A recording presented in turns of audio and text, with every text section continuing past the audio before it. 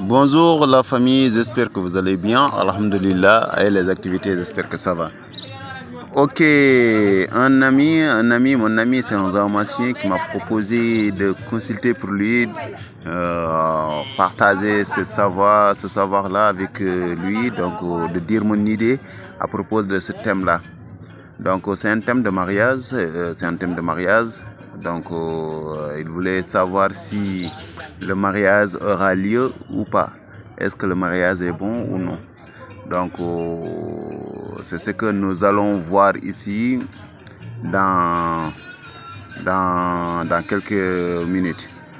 Avant de continuer, aimez la vidéo, abonnez-vous et activez la cloche de notification pour avoir des publications. Et laissez vos commentaires ici pour plus d'explications.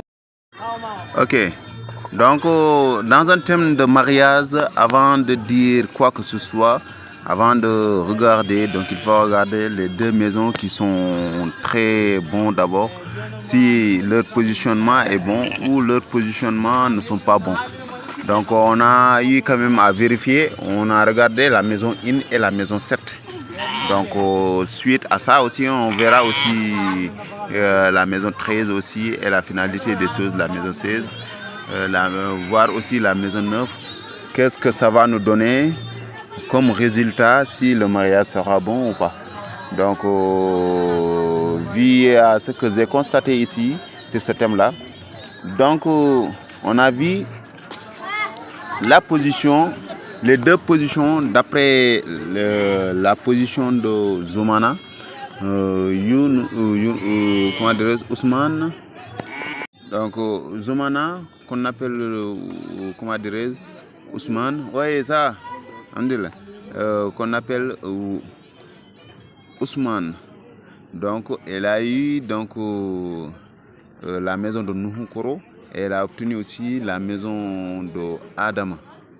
Et qu'est-ce que ça nous donne?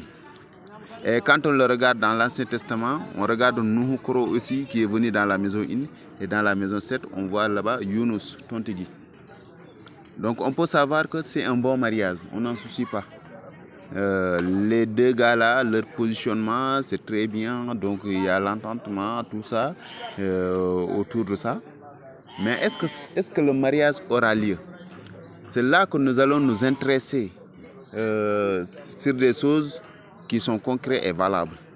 Le gars, lorsque je lui ai demandé, je lui ai dit que entre la femme et l'homme, ils ne sont pas dans le même lieu. Cela veut dire qu'ils sont distants. Les deux là, ils sont distants. Et il a validé, il m'a dit clairement qu'ils sont distants.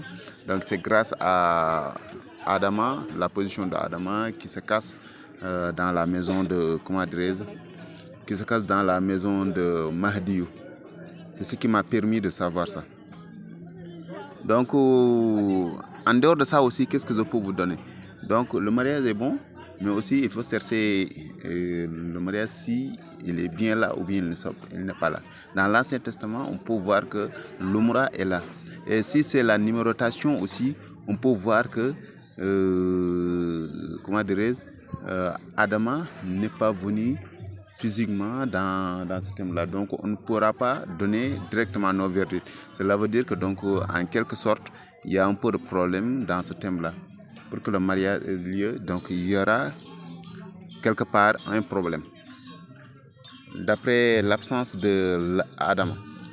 Et on voit qu'elle est venue aussi dans la maison 3 ainsi que dans la maison 8 selon la numérotation.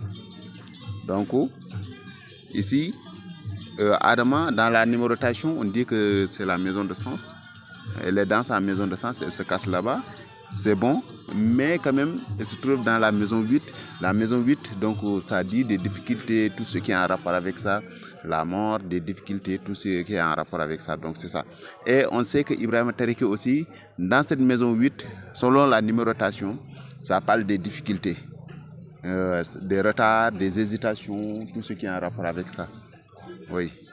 Donc c'est ça quoi. Le sommet aussi. Mais là, on saura que donc ce que le gars cherche pour la réussite de ce mariage-là sera trop difficile. C'est ça. Ce sera très difficile, mais ça peut avoir lieu, mais ce sera très difficile. C'est ça. On n'en reste pas là-bas. Je t'ai dit qu'il faut regarder la maison neuve. La maison neuve, selon l'Ancien Testament, on aura quand même Badr Ali. Badr Ali, donc son positionnement ici. Donc Badr Ali, son positionnement ici, il nous dit que les dots, tout ce qui est en rapport avec les questions de dot, les démarches là, donc il y aura, les choses vont se fixer en place, mais il n'y aura pas de la façon dont ils vont le vouloir, ça ne sera pas de la même façon. Donc quelque part il y a problème, et voire même ça peut être impossible, parce qu'on ne voit pas ici comment dirais-je, la figure de Allah Ta'ala, on ne le voit pas ici. Et quand on regarde dans la numérotation aussi, la numérotation, on va se fixer dans la maison neuve selon la maison de Idrissa. Ici, Idrissa, je crois qu'on ne le voit pas ici dans le thème aussi. Cela veut dire que donc, tous les démarches qu'ils vont faire pour essayer de réaliser ce mariage-là, forcément, ça va échouer. Ça n'aura pas. Et quand ils forcent aussi pour que le mariage ait lieu, ça va avoir des difficultés. Pourquoi? Parce qu'on voit l'assassinat qui est venu dans cette maison-là et s'est répété dans la maison 13. Cela veut dire que même si on force ce mariage-là pour qu'elle ait lieu quand même, ce qu'il faut savoir, ça va aller en échec. Pourquoi? Parce que la façon dont la femme va venir, bien vrai que c'est un bon mariage pour la maison, mais quand même, la femme va sortir de la même façon. La façon dont elle va entrer, elle va sortir de la même façon. Parce qu'on voit que sa figure de rival est venue dans sa maison. Sa figure de rival, elle est venue dans sa maison. Et lui aussi, elle est venue dans la maison 13. Et sa figure de rival aussi nous montre, même si c'est une bonne figure aussi, mais Mahdi nous montre que ce sont des obscurités, des difficultés, tout ce qui est en rapport avec ça. Vous voyez, selon la numérotation. Donc, et la finalité des choses aussi, quand on regarde la position de l'Umra nous dit que tôt ou tard, le mariage, il y aura une séparation. Dans la finalité, donc les choses vont s'arrêter, il n'y aura pas de mobilité, il n'y aura pas cette synergie-là de partage, tout ça, ça n'y aura pas. Donc, ce qui veut dire que donc, le mariage, on ne dit pas que ce ne sera pas possible, mais ce sera très difficile pour réaliser ce mariage-là. Ce sera très difficile. Oui. Pour que ce mariage soit facile, il faut quand même des sacrifices et tout ça pour essayer de résoudre le problème, quoi. Oui, régler le thème, quoi, c'est ça.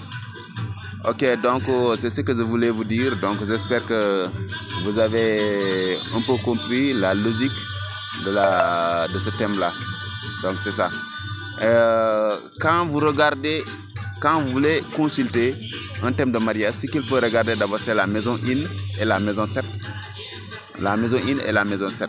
Il y a aussi la maison 9, 13 et 16. Ces maisons-là, il faut les vérifier s'il y a les possibilités ou pas. C'est ça. Ok, Inch'Allah, à la prochaine fois, Inch'Allah, on va essayer de continuer le reste.